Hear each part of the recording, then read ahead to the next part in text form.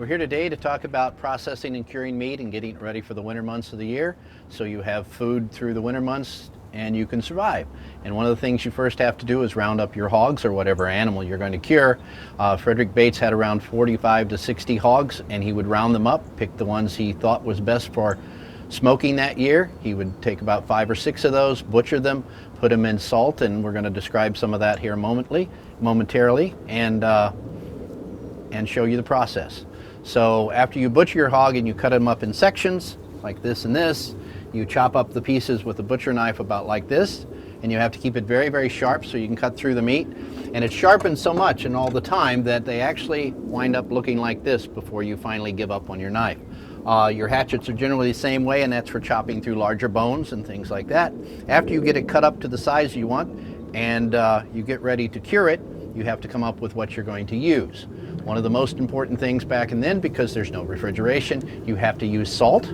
And to get salt around here at that time, you had to go to a few places. You could go to Boone Lick, which is a salt springs in which they would evaporate the salt out of the water and then they would sell it.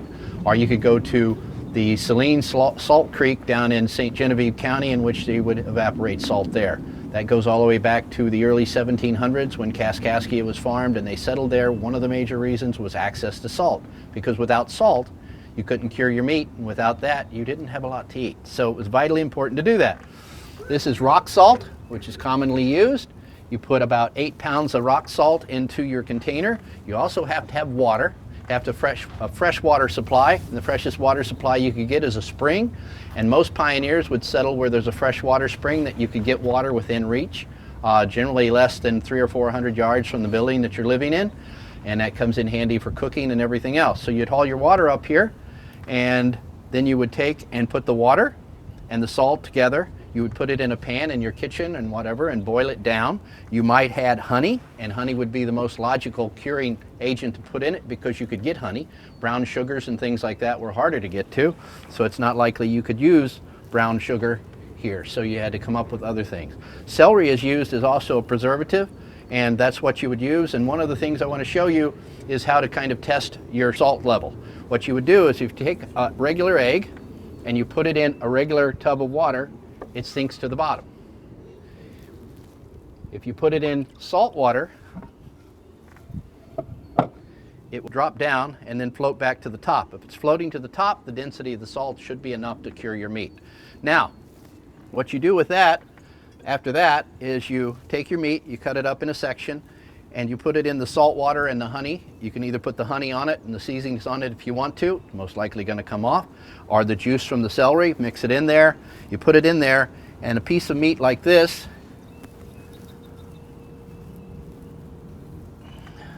will have to cure in here, and especially if you have a cured, or you have a ham, it's going to have to set in there between 30 and 40 days. Okay, that's 24 hours a day setting in salt water, preferably in the latter part of the year. That's when they cure their meat. If the piece of meat tends to want to float to the top, you have to do something to keep it underwater. So a nice limestone rock on top of the meat pushes it down and holds it in place so it's underneath soaking in. So after the 35 or 40 days, then you have to take it to the smokehouse. In order to do that, you have to have a hook, normally made by a blacksmith, okay? And then you have an area inside the smokehouse that you pick it up, take it in, hang it, then it's got to smoke 24 hours a day for at least 10 days. That's for a ham, a regular size ham with the bone in it. And so after you let it smoke, well, sorry, let me get back to before you smoke it, you've got to pick your woods.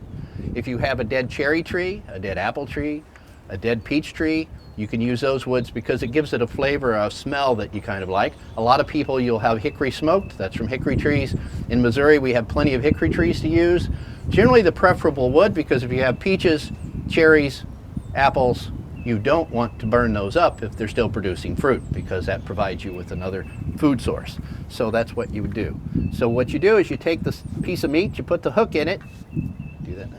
You walk into the smokehouse.